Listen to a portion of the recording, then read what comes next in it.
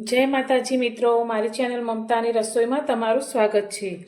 તો આજે આપણે બનાવીશું બજારમાં લારી પર મળે તેવું મંચુરિયન। તો બજારમાં મળે તેવા મંચુરિયન કરતાં પણ ખૂબ જ સસ્તું, હેલ્ધી અને ટેસ્ટી મંચુરિયન આજે આપણે એકદમ સરળતાથી ઘરે બનાવીશું। તો ખૂબ જ ઓછા ખર્ચામાં પૂરા પરિવાર માટે મંચુરિયન બની જાય તે રીતે આપણે આજે બનાવીશું। તો અત્યારે મંચુરિયન બનાવવા માટે મેં કોબીજ લીધી છે। તો આ રીતની લીલા પત્તાવાળી ફ્રેશ કોબી હોય તેવી જ આપણે અત્યારે લેવાની છે। તો શિયાળાના ઋતુમાં અત્યારે કોબીજ ખૂબ જ સસ્તી અને આ રીતે ફ્રેશ મળતી હોય છે। તો હવે આપણે આ કોબીજનું છીણ તૈયાર કરવાનું છે। તો છીણ કરવા માટે આપણે આ રીતે છીણીનો ઉપયોગ કરીશું, અથવા તો તમે ચોપરમાં પણ તેનું છીણ તૈયાર કરી શકો છો। તો આપણે પહેલાં તેનું છીણ તૈયાર કરી લઈશું।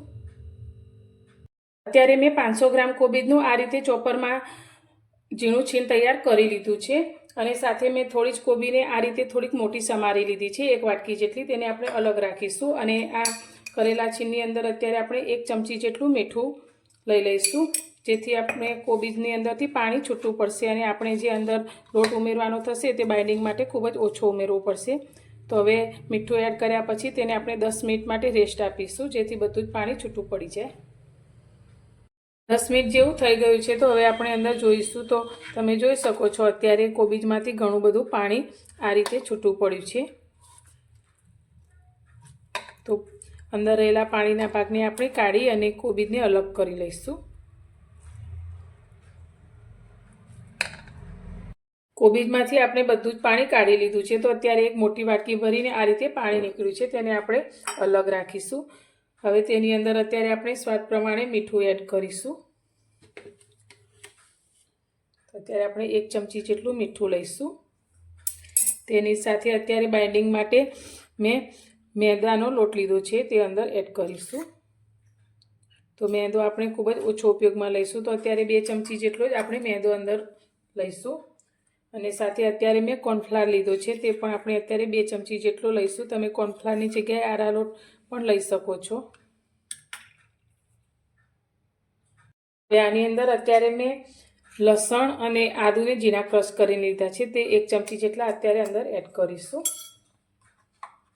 અને બોલ્સનો કલર સારો આવે તેના માટે અત્યારે આપણે 1 ચમચી લાલ મરચું પાવડર લઈશું, જે મેં કશ્મીરી લાલ મરચું લીધું છે।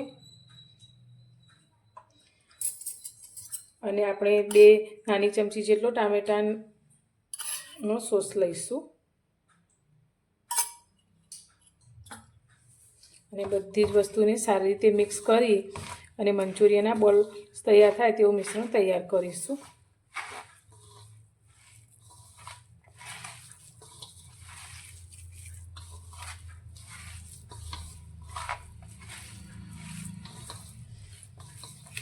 આ રીતે મિક્સ કરી અને ગોળ બોલ્સ જેવું બને તેવું આપણે તૈયાર કરીશું। તો આ રીતે સરળતાથી બોલ્સ વળી જાય છે।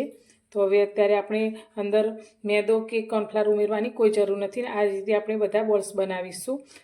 મંચુરિયનના બોલ્સ તળવા માટે તેલને ગરમ કરવા માટે રાખી લીધું છે। તો તેલ એકદમ સરસ એવું ગરમ થઈ ગયું છે। તો ગેસની ફ્લેમ આપણે મીડિયમ રાખીશું અને બોલ્સને આપણે તળીશું। તો આપણે પહેલેથી બોલ્સને બનાવવાની જરૂર નથી, તમે આ રીતે એક એક બોલ્સ બનાવતા જઈ અને અંદર કઢાઈમાં એડ કરીને તળી શકો છો। તો તમે જોઈ શકો છો આ રીતે આપણે બનાવતા જઈશું અને અંદર એડ કરતા જઈશું।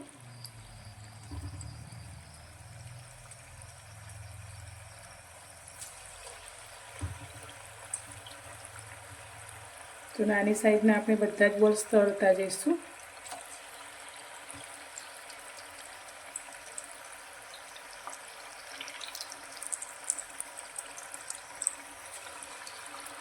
બોલ્સ બનાવી અને આપણે આ રીતે કઢાઈમાં લઈ લીધા છે। તો ઉપર નીચે આ રીતે તેલમાં ફેરવતા જઈ અને એકદમ લાલ રંગના થાય, જે રીતે લારી પર બનાવેલા હોય છે તેવા થાય એટલે આપણે તેને તેલમાંથી બહાર કાઢીશું। ત્યાં સુધી આ રીતે ફેરવતા જઈ અને તળી લઈશું।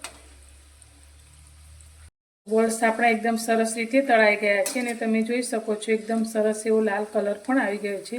તો હવે તેને તેલમાંથી આપણે બહાર કાઢી લઈશું, અને આ જ રીતે આપણે બધા જ બોલ્સ તૈયાર કરીશું। બધા જ મંચુરિયન બોલ્સને મેં તળી લીધા છે। તો તમે જુઓ તો ઉપરથી એકદમ ક્રિસ્પી આપણા બોલ્સ તૈયાર થયા છે, અને અંદરથી એકદમ સરસ સોફ્ટ। તો તમે આ રીતે બોલ્સ બનાવી અને 1 અઠવાડિયા સુધી ફ્રીજમાં ડબ્બામાં ભરી અને સ્ટોર કરી શકો છો, અને જ્યારે પણ મંચુરિયન ખાવું હોય ત્યારે તમે તેની ગ્રેવી તૈયાર કરી અને ખાઈ શકો છો। તો હવે આની આપણે ગ્રેવી તૈયાર કરીશું.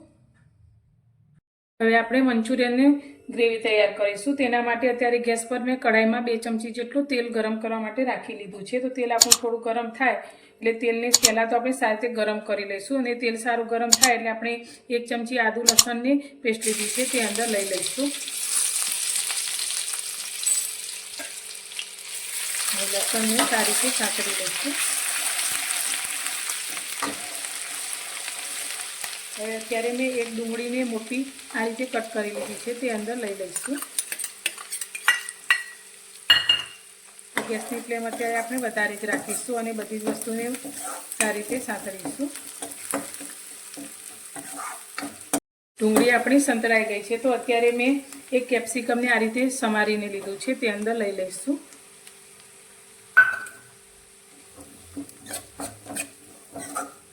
તો તમે કેપ્સિકમ ડુંગળી તમારા મનપસંદ પ્રમાણે વધારે ઓછી લઈ શકો છો. અત્યારે આપણે કોબીજ સમારેલી લીધી છે 1 વાટકી જેટલી, તે અંદર લઈ લઈશું.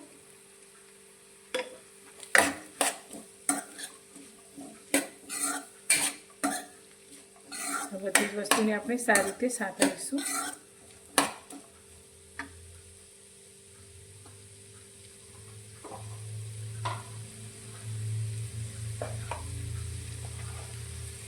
આપણે થોડી અંદર હળદર એડ કરીશું.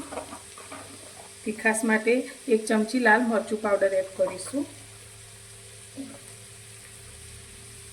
અને નાની અડધી ચમચી જેટલું આપણે મીઠું એડ કરીશું. તો મીઠું આપણા સોસમાં પણ હોય છે. અને તો આપણા કોબીજ મરચાં બધું સારી રીતે સંતળાઈ ગયું છે. ડુંગળી બધી જ વસ્તુ આપણે સારી રીતે સાંતળી લીધી છે. તો તમે લીલી ડુંગળીનો ઉપયોગ પણ કરી શકો છો. હવે મંચુરિયનની ખાસ વસ્તુ ઉમેરવાની છે તે છે ડાર્ક સોયા સોસ, જે આપણે 2 ચમચી જેટલો ઉમેરીશું.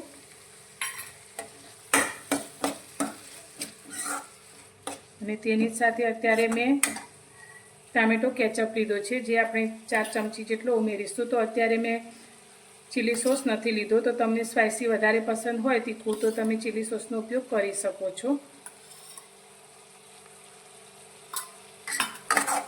બધી જ વસ્તુને સારી રીતે મિક્સ કરીશું.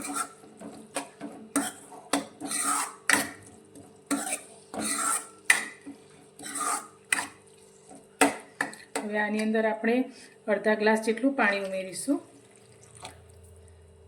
તો તમારી ગ્રેવી જેટલી ઘટ જોઈતી હોય તે પ્રમાણે તમે પાણી અંદર એડ કરી શકો છો. હવે આપણી ગ્રેવી એકદમ સરસ ઘટ તૈયાર થાય તેના માટે અત્યારે મેં 1 ચમચી જેટલો કોર્નફ્લાવર લીધો છે. તેની અંદર આપણે થોડું પાણી ઉમેરી અને તે અંદર એડ કરીશું.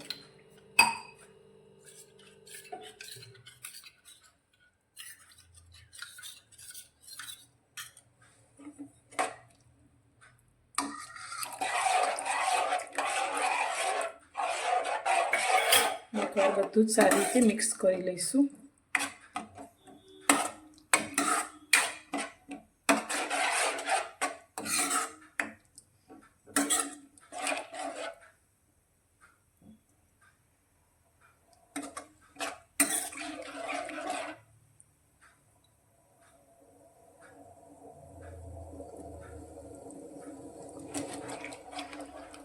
તો 1-8 મિનિટ જેવું આ રીતે આપણે તેને પકવીશું એટલે બધી જ વસ્તુનું કાચાપણું દૂર થઈ જાય.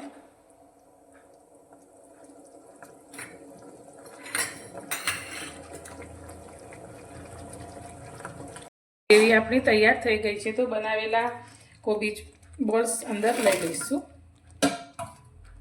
અને સારી રીતે મિક્સ કરીશું.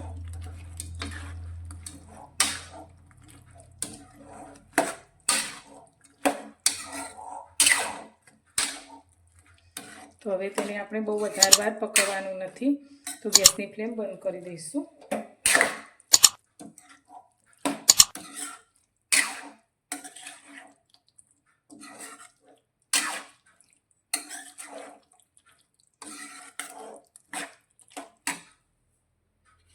તો હવે ગરમ ગરમ મંચુરિયનને આપણે સર્વિંગ પ્લેટમાં લઈ લઈશું. તૈયાર છે આપણું ડ્રાય કોબીજ મંચુરિયન.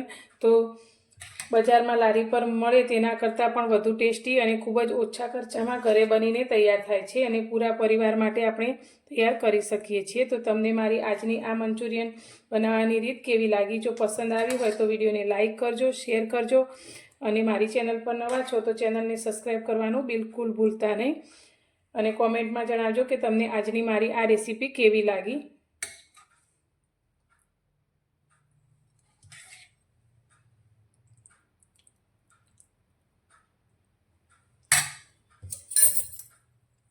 તો એકદમ ટેસ્ટી એવું આપણું મંચુરિયન તૈયાર છે. તો ફરી મળીશું એક નવી જ રેસીપી સાથે નવા વિડીયોમાં.